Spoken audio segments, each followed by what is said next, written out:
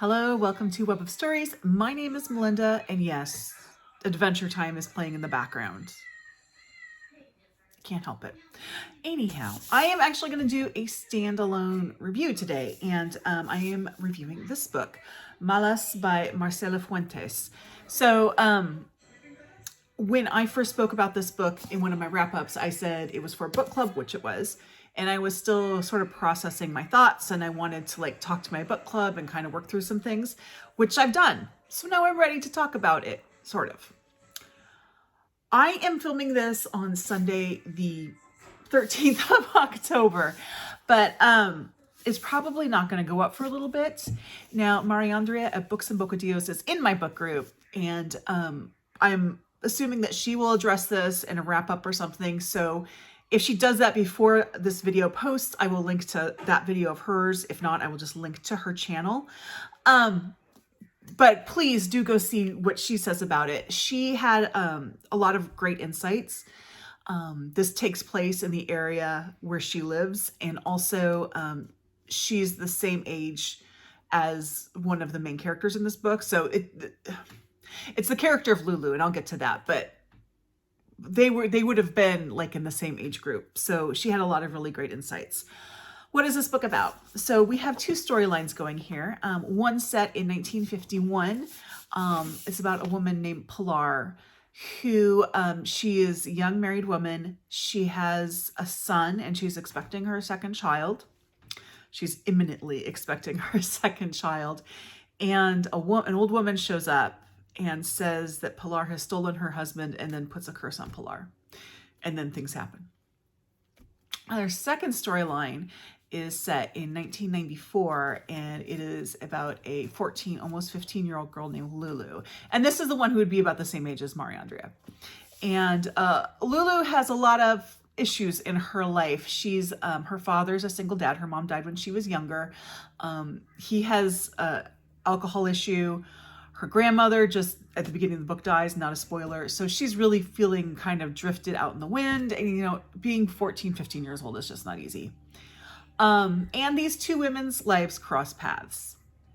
And it goes on from there. I don't want to say anything more about it. That's the gist that you need to know. So the one thing I didn't know about this book, or I didn't appreciate about this book going into it, and I think that if you plan to read it, you should know this about it, is this is very much like a telenovela in book form. So if you are familiar with what a telenovela is and sort of the things you would see in it and the sort of drama that's in it, you're going to get a lot of that in this book. So I went into this book without that. So I'm like, that's a little weird. But had I known it was a telenovela thing, and to be fair, the closest thing to a telenovela I've seen is the first season of Jane the Virgin. If you went in knowing that it's going to be like that, then it's going to be really successful on that point. Now, the comment I had about this book, and when I first brought this book up on my channel, I was reading the synopsis and I was like, wait a minute, is this a YA novel? And I went and looked it up, and it's not categorized as YA. However, the parts that deal with Lulu, so the 1994 storyline, very much feels like a YA novel. There's nothing wrong with that. But for me personally, I'm not doing well with YA right now. I've always said it's because I live with two YAs and I kind of want an escape from that. And that's true. But I also kind of realized, and it was this book where I realized it, is when I'm reading about characters who are in that age group. And Lulu in this book is very much in my kids' age group. My son is 14, my daughter is 15, and she's 14 going on 15. But when I read about characters in that age group, I slip into mom mode. And I think you can't do that and really give YA literature what it's due. So that's not anything wrong with the book. That's me and the book don't kind of mix on that level. But don't consider that to be a criticism of this book. I will say, while this book is not considered YA, because the Pilar storyline is not YA, it's a young woman, it deals with more adult issues, but there's nothing objectionable in Pilar's story. So this could be read as YA. anything that's not YA is more like not YA on an interest level, not a content level. So there were things I really liked about this book. As I said, there's 2 storylines, and the 1951 storyline definitely felt historical, which is fine.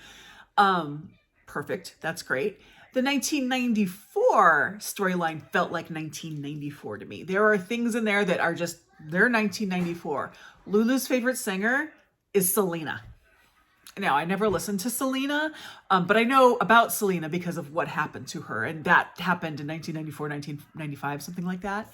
But 1994 was the height of Selena's fame. And she also talks about things like making mixtapes for her friends. And we did that in the 90s. There's also a lot of the teenagers by themselves going back and forth over the US-Mexican border, which is not something that would happen now. Like, that's not a possibility now, but it was something that was very common then. And this is where, when we were discussing it, Mariandrea's points of view, because she also would have been in high school in the 90s, she could really tell us, like, yeah, that's really the way it is. There's also a great sense of place in this book, I think. One thing I like to do when I read a book that's set in a real place, that is a place that I have not been to, and I have not been to the Texas-Mexico border. After I finish the book, I kind of just take a moment and picture in my mind what the setting felt like. And then I look up pictures of it and see if they match. And it did match. Like, that was good. And Mariandrea said, yes, it really got the local color down. There's some really interesting, both Lulu and Pilar are very well done characters in that they're very fascinating. Lulu is, I will tell you, a brat, but she's an understandable brat. Like, anyone in her position would be a brat. So she's not insufferable for that. I didn't find her insufferable. I think maybe some members of my book club did. I didn't find her insufferable because I could understand why she was acting the way she was acting. And I think she was a very nuanced character in a lot of ways. And I really like the character of Pilar. Pilar is fascinating because she came over, she's Mexican, but she married and moved to Texas. And this is kind of backstory on her. She was an illegitimate child. So, she was considered really on the outs in the town she grew up in. And then she comes to this town in Texas and she has friends and she has a husband and she's trying to find her own way in her life. So I really liked those things. Now I'm going to get to what I didn't like, because I'm still, even now after talking about this book with my book club, I'm still like, would I say this is a book I really like or I really don't like? I don't know. I did have some issues with, first of all, I'm going to start with Pilar. I don't have an issue with Pilar. I just wish there was a lot more of her in this book. Lulu is really the front and central character.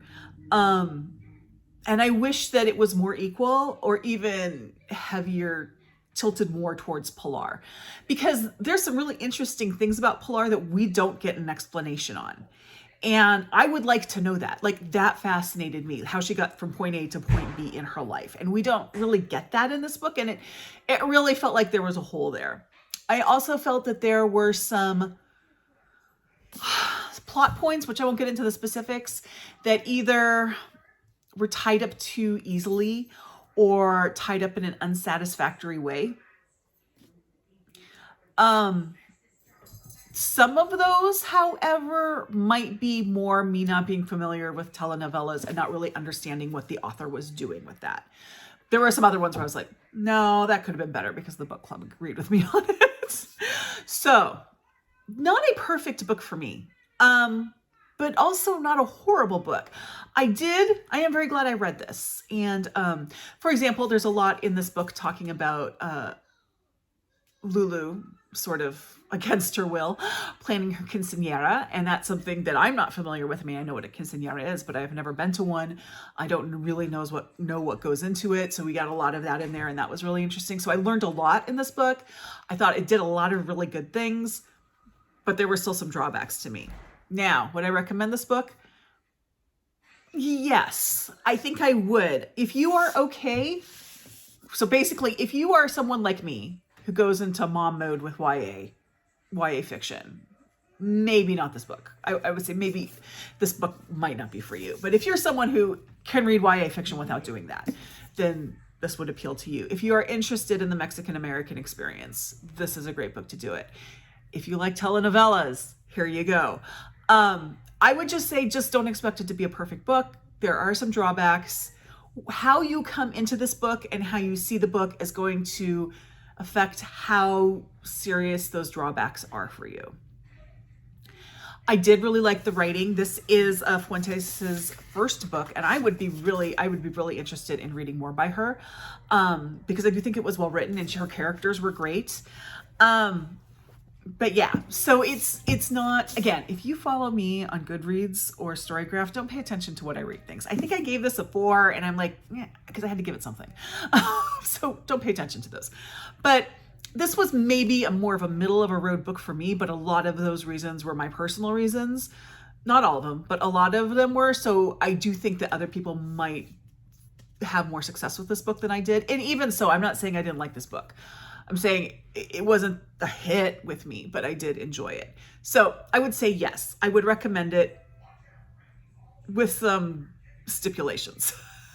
But if you have read it, please let me know what you thought about it. And please, please, please go see what Mariandrea has to say about it, because